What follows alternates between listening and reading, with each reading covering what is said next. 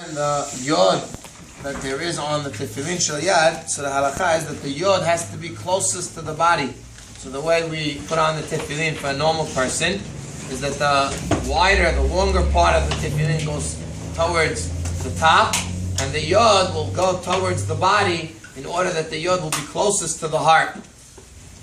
However, this is all if you're putting on a righty's tefillin for a righty and a lefty for a lefty. But what happens if I come to shul and I write with my hand, so I have my tefillin on my left hand, I'm a regular person, and I don't have my tefillin with me, and the only tefillin that's available is a lefty's, which is the other way. It goes on the right hand. So the tefillin, if you put it on regular, what's going to happen is the yod is going to be to the outside, because the tefillin is made for the other opposite hand. It's not made for this, for your hand, for the right, for the left hand, which you're going to put it on. It's really made for a right, for a lefty, which is going to put on his tefillin on his right hand. So in such a case, what would you do? So the halakha is that a person would take the tefillin and flip it backwards. Instead of putting the longer part towards the top, he would rather put the longer part towards the bottom, which means he's going to flip around the tefillin, which would make that the yod should end up in its place, again, against the heart, next to the heart. He would not put on, like some people would think, on the wrong hand, because again, if you put it on, if you're supposed to put on the tefillin on your left hand and you put it on your right hand, lo yatzah, you didn't do the mitzvah whatsoever.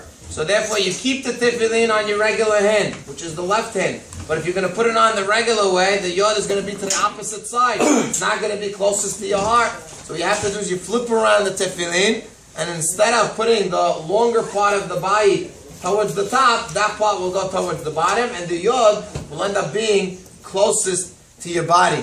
This halakha applies regardless if you're a righty and you're putting it on your left hand, you're using somebody else's tefillin. Well, of course, if a person is a lefty and he's borrowing a righty's tefillin, which is most of the time that's the case, a lefty is borrowing someone else's tefillin. Usually most people are righties, so therefore, usually the tefillins that are there available of left hand, in that case you would have to flip around the tefillin and use it in that form.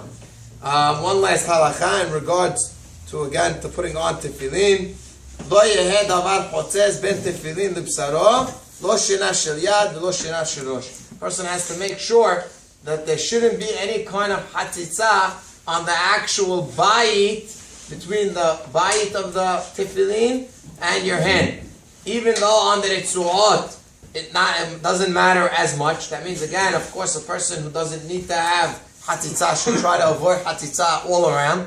However, a person is yotzeh 100% if, let's say, he has a band-aid on his hand and he put on the straps on top of the band-aid, it's yatzah. He doesn't have to take off the band-aid. However, if it's b'makom, where the tefillin shel yad is, the actual place, or if it's on your head, the guy got stitches and he's got the chatzitzah right there, in that case, again, you'll have to ask your local rabbi what you should do in such a case. There are those that hold lo yatzah whatsoever. You're not yotzeh if there's a chatzitzah. If there's some kind of chatzitzah over there, guy's got a cast all the way up and there's nowhere to put the tefillin, only on top of the cast. In such a case, there are opinions that will hold that you're not yotzeh whatsoever. There are opinions that would hold that you might be able to put it on. Again, maybe yes, maybe not. You have to ask a local rabbi. But again, in case where you're able to remove the chatzitzah, where let's say it's like a band-aid or something of that sort, where it's easily removable and you could put the tefillin directly on your skin, a person should definitely make sure that the tefillin goes directly on his skin, no chatzitzah in between, in order to avoid all problems, in order to be yotzeh the mitzvah of tefillin.